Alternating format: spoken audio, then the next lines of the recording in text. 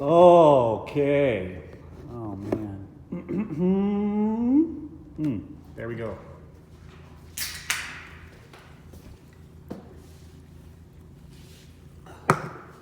"403 to the HAZ, Mr. Nelson here. This is video number 5 today, which means that I am exhausted. These videos take a lot of work, and usually it happens that I have to film them once or twice before I don't have technical difficulties, but I've done 4 today, so it's just like, raise the roof, hey. Okay.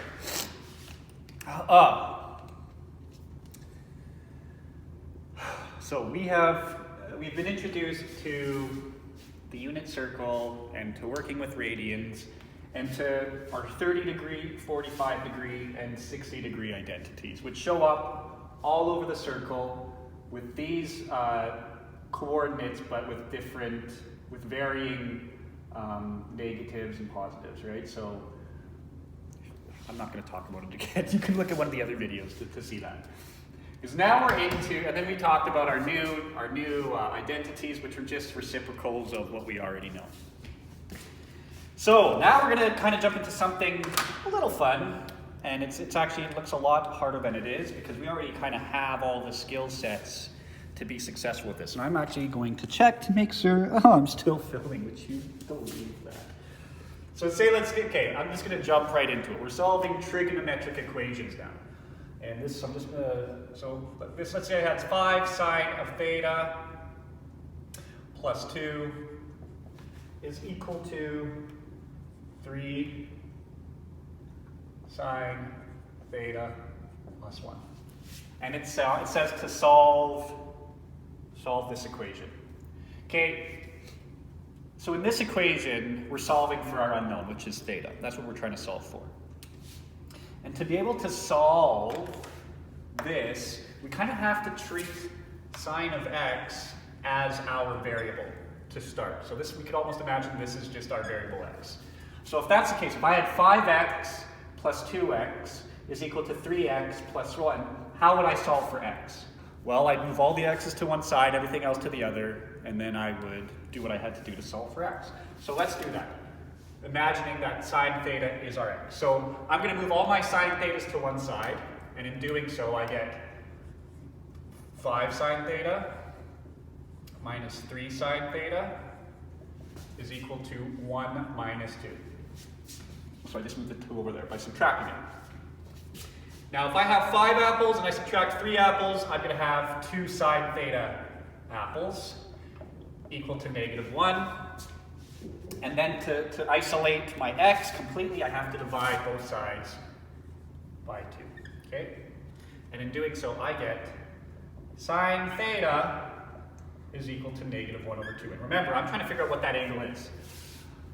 So now I have to apply what I know about my unit circle to figure out, okay, which angles are going to give me a sine of that angle of -1/2?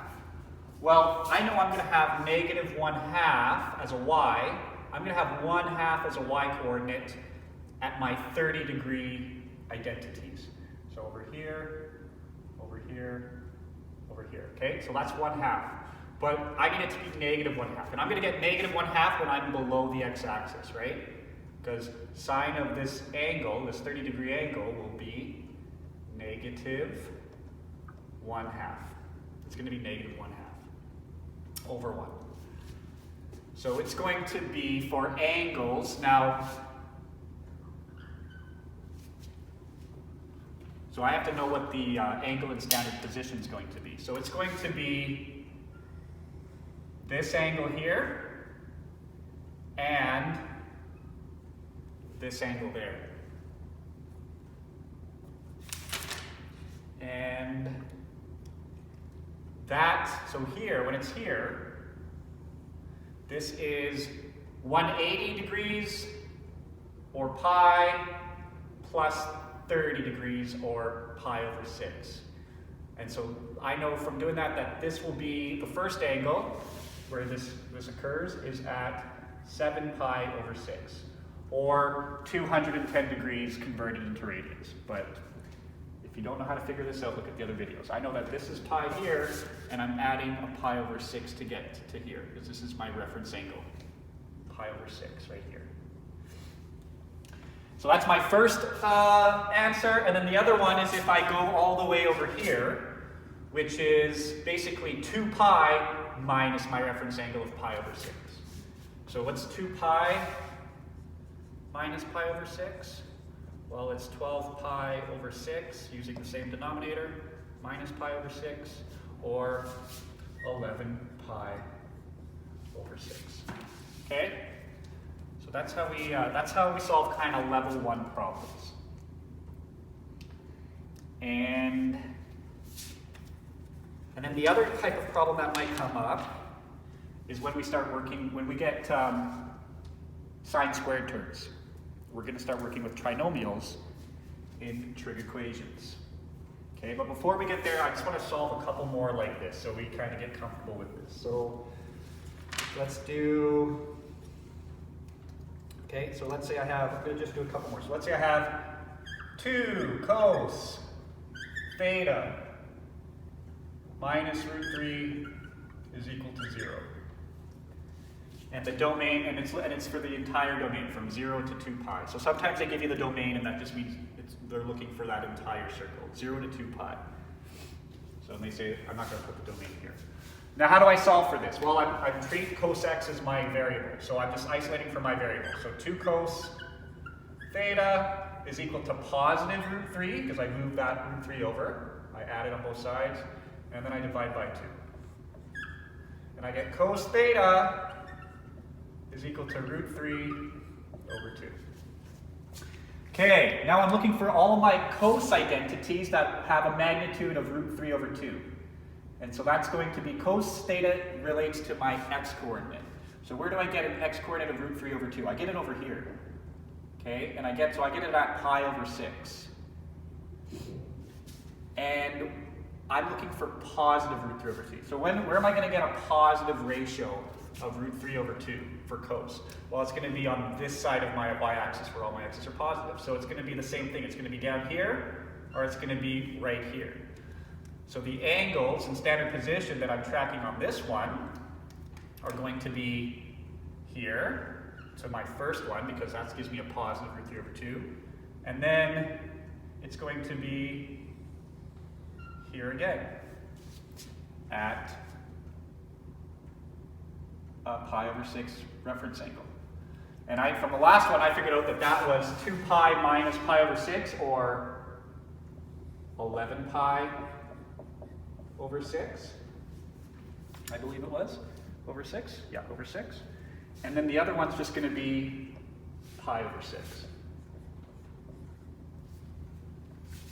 Okay? Because I'm dealing with these as triangles. So this is my angle, and its cos is always the adjacent side over the hypotenuse. And the hypotenuse is 1, so we don't even have to worry about that. And so we're looking for situations where cos of my angle is root 3 over 2 divided by 1, or root 3 over 2. And that only happens when my x coordinate is positive. Okay, one more like this, and then we'll do the next round. Let's make sure I'm still filming. Oh my gosh, could it be? Okay,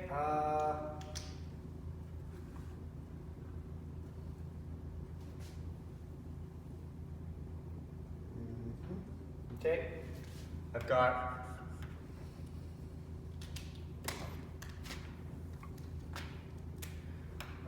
root 3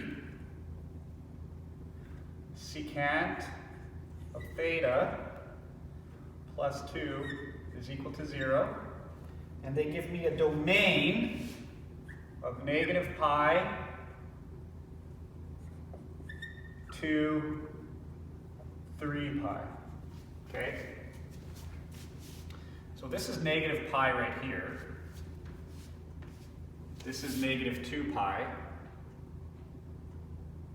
So this is basically, it's starting from here, and it's going all the way to negative 3 pi. I'm adding negative 2 pi. So basically it's for the entire domain. Okay, so I'm trying to solve for my angle theta. So I can treat this as my variable for now. And in doing so, I get secant theta is equal to -2. And then I'm going to divide both sides by √3.